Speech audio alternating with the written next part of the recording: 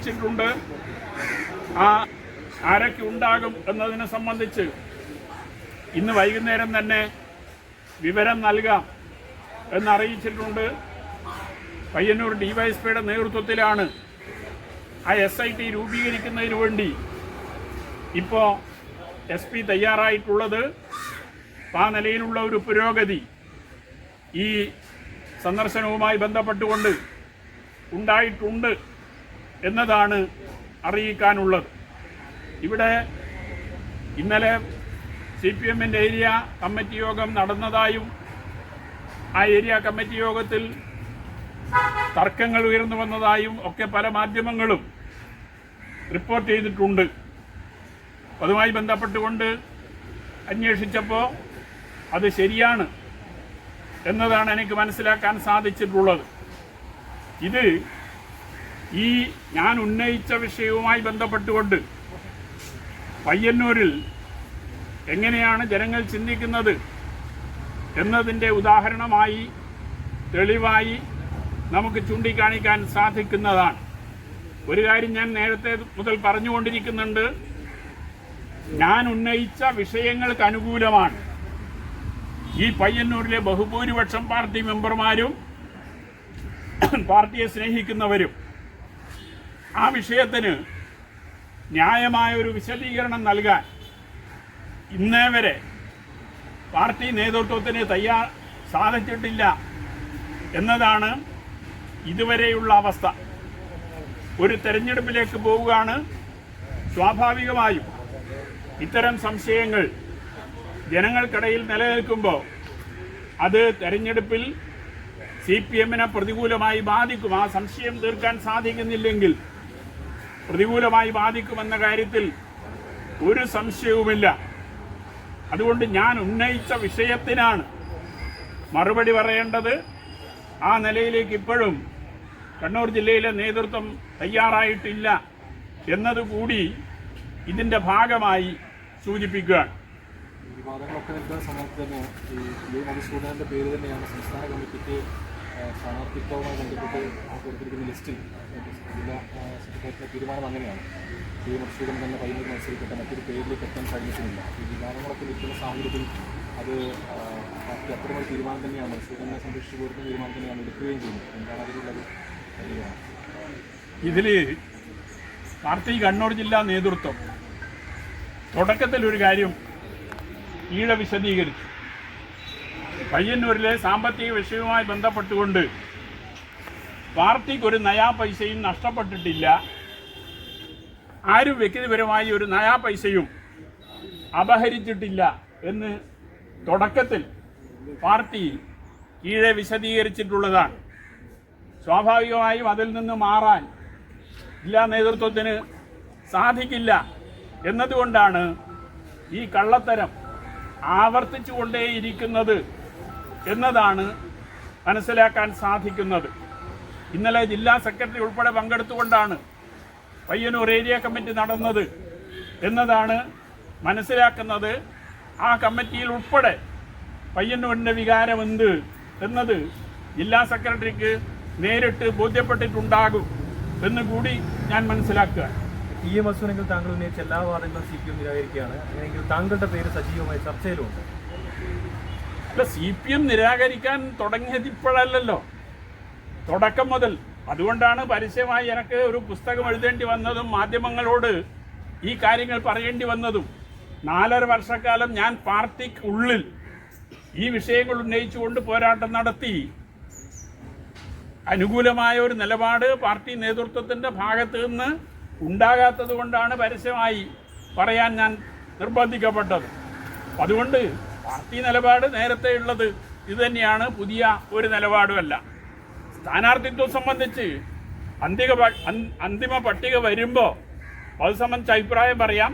ഏതായാലും പ്രാഥമിക പട്ടിക ജില്ലയിൽ നിന്ന് പോയിട്ടുണ്ട് എന്ന് നിങ്ങൾ പറഞ്ഞത് ഞാനും വിശ്വസിക്കുക. ചർച്ച ചെയ്ത് അതിന് അംഗീകാരം നൽകിയാൽ മാത്രമേ അതൊരു അന്തിമ പട്ടികയായി മാറും. അത് ആ നിലയിൽ സംസ്ഥാന നേതൃത്വം അംഗീകരിക്കുമോ എന്നതൊക്കെ കണ്ടറിയേണ്ടുന്ന കാര്യമാണ്.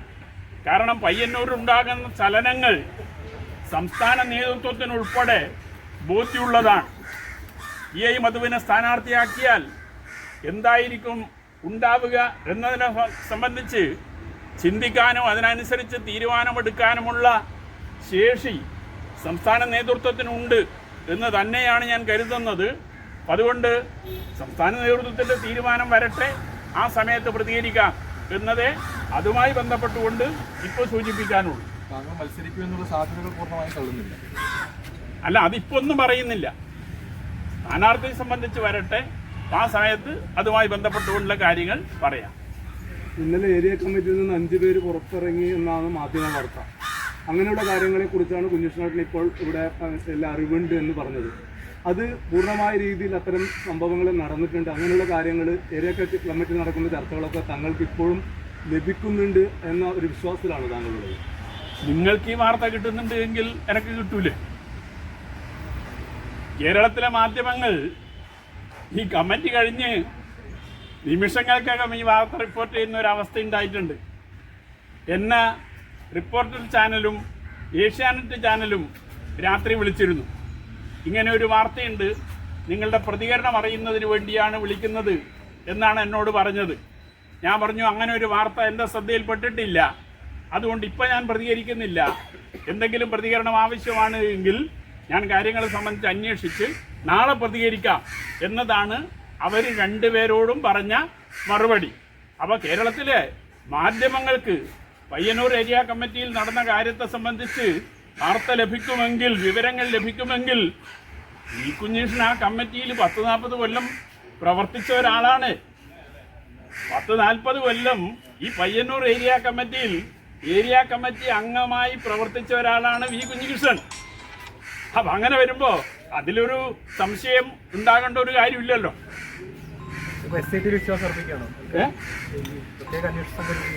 അല്ല, നമുക്ക് നോക്കാം. അല്ല കുഞ്ഞികൃഷ്ണയുടെ ഒരു മാസം പോലീസ്, പിണറായിയുടെ പോലീസിൽ ഇപ്പോഴും നിങ്ങൾ വിശ്വസിക്കുന്നുണ്ട്? പിണറായിയുടെ പോലീസ് അല്ലാതെ മറ്റാരുടെയെങ്കിലും പോലീസ് ഇപ്പോൾ കേരളത്തിൽ ഉണ്ടാകുമോ? കേരളത്തിൽ ഭരണാധികാരികളോട് നമ്മൾ ആവശ്യപ്പെടുക എന്നുള്ളതല്ലാതെ വേറെന്താ നമുക്ക് ചെയ്യാൻ സാധിക്കുക? ആ നിലയിലേക്ക് നമ്മളതിനെ കാണുന്നുള്ളൂ. നമുക്ക് പോലീസിൽ അവിശ്വാസമുണ്ട് എന്നതുകൊണ്ട് മാത്രം വേറെന്താ ചെയ്യാൻ സാധിക്കുക? അല്ല, അത് വളരെ പെട്ടെന്ന് പൂർത്തീകരിക്കുമെന്ന് പറഞ്ഞിട്ടുണ്ട്.